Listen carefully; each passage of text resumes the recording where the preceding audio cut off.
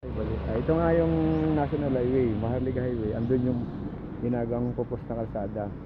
Yan, tatawid po ng ilog. Andun po yung Patihan, andun po yung Kinalin, Concepcion. Yung po yung 10 hectares doon. Andun po yung tabi ng kalsada na gagawin diyan, binubuksan. Ito po yung magiging daan. Pag ganun po, yan, Kinalin, Patihan, Kinalin, Concepcion. Doon po yung pag ganun. Kaya may purpose po na kalsada talaga. Habang mura po, mabenta nyo, mabili nyo na kasi pag nakadumikit na sa kalsada yung property, medyo mahal na po yun, ibang usap na po yun. Kaya habang mura po, bilihin nyo na. Ito po yung National Highway, oh. Maharlika Highway po yan, yan pag ganyan. Yan. Ito po yung kalsada, yun po yung highway.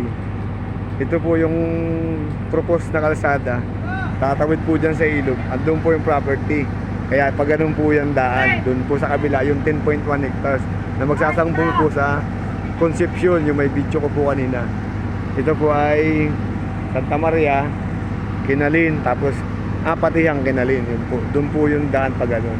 Andun po yung property namin. Okay po. Dito po yung property, ang daan nung ginagawang kalsada dun sa may Hugos, palabas po. Ito mismo ito. Ito po yung magiging daan, highway po yan. Ongoing po yung pagsisimento. Ito man po papuntang Kinalin, yan. Papunta po yung Kinalin. Tingnan nyo, ganda ng bahay dito sa ibabaw. Yan. Dito po yung kalsada, na propose kalsada, na ongoing ang paggagawa. Doon sa may Hugos, yung property po namin na binebenta na 10.1 hectares something, doon po sa may kabila lang ng nyug na yun. Doon po sa kabila, ayan po yung kalsadang ginagawa. Ongoing po yan sa pagbubutas. Ayan po. Pansin nyo po, ayan, andito po yung mga traktora, ayan. Ongoing po ang paggagawa dyan. Ayan. Doon po yung property sa kabila, doon. Doon sa kabila, doon. Yung property po ng 10.1.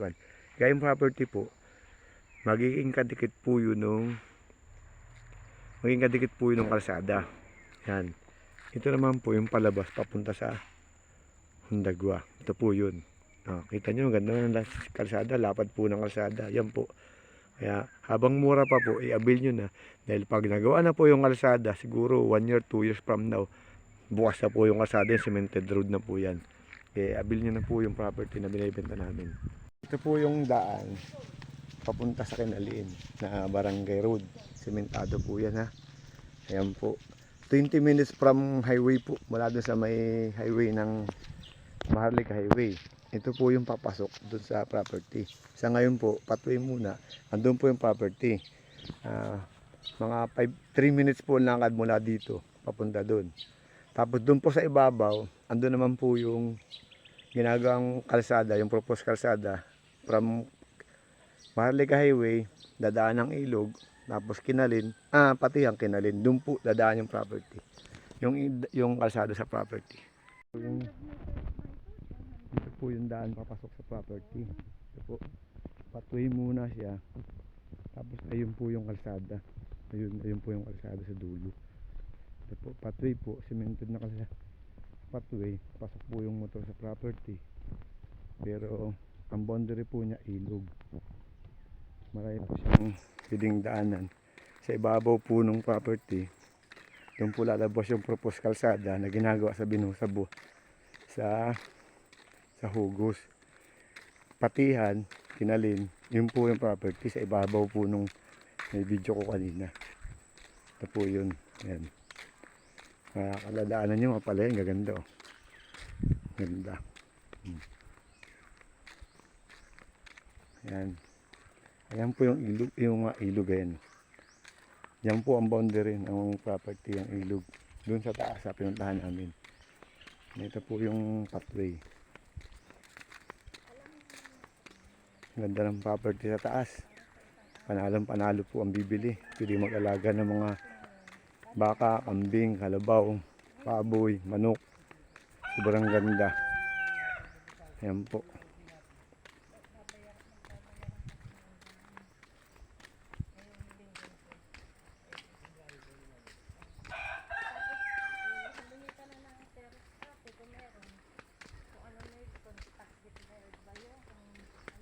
Ganda, oh. Ganda talaga dito sa bukid, eh.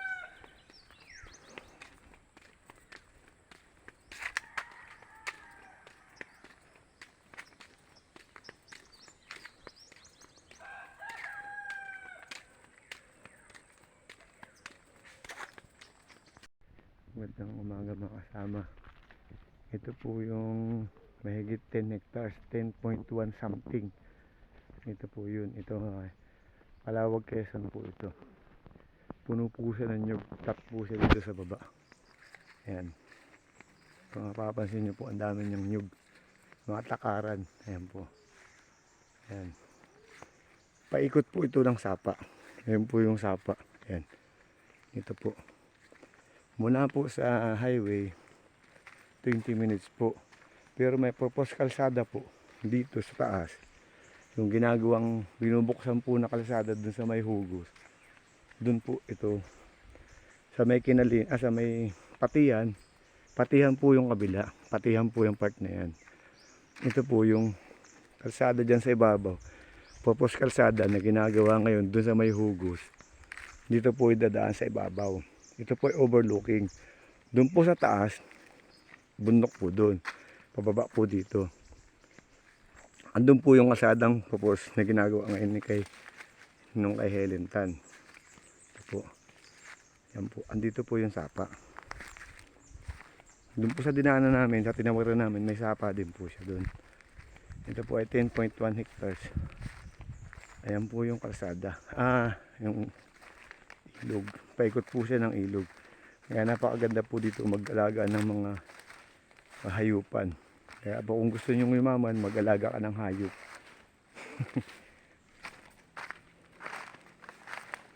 Malinis na po yung property. Ayan po yung mga ilog.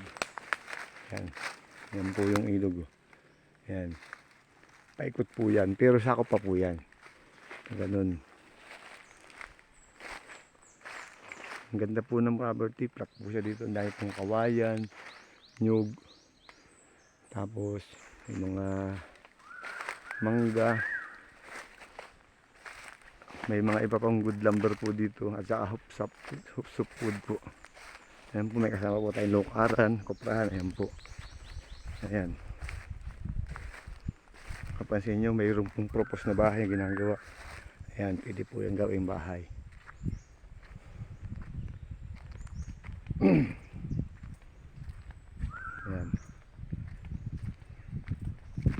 Ayan po yung koprahan nila. Ito po yung sa Calawag, Quezon. 10 hectares po ito. Yan po yung bundok. Diyan po lalabas yung kalsadang ginagawa dun sa kabila. Yung kay Helen Tan na kalsada. Tatawid po siya ng ilog mula sa hugos. Patawid sa ilog. Paglabad po ng ilog, patihan, tapos kinalin. Ito po yun.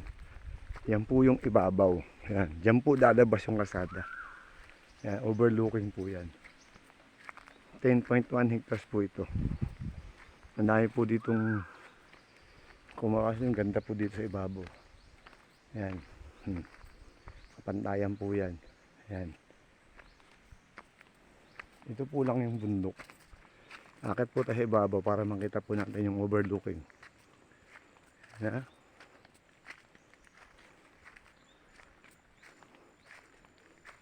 Sa sobrang ganda nito, siguro po hindi kayo lugi dito. Mura lang po ito.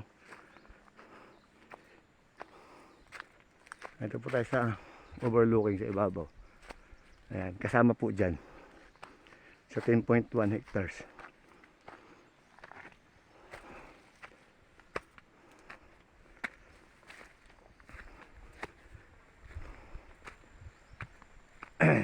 Ayan. Hindi pa po itong pinakaibabaw. Pansin nyo. Ganda. Ayan po. Ayan po yung property sa baba. Kasama to. Tsaka yan. Saka sa pinakaibabaw dito. Pangat po tayo.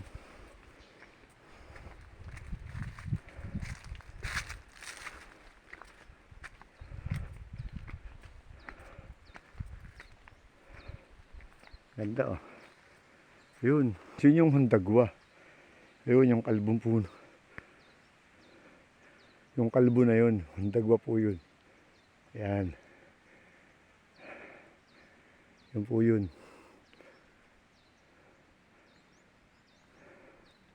Ganda yung mga kasama pa yan. Yan. Nandun.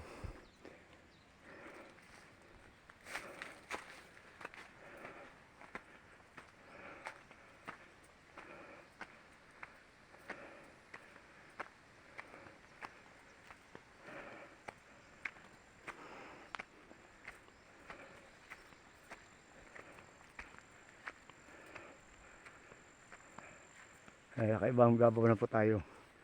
Yan, kung nakikita nyo yan, hanggang doon po yan. Yung mga nyug na hilera na yan, kasama po yan. May mga kawayan. Ayan. Nasa ibabaw po tayo ng property. Ayan. Ang ganda, di po ba?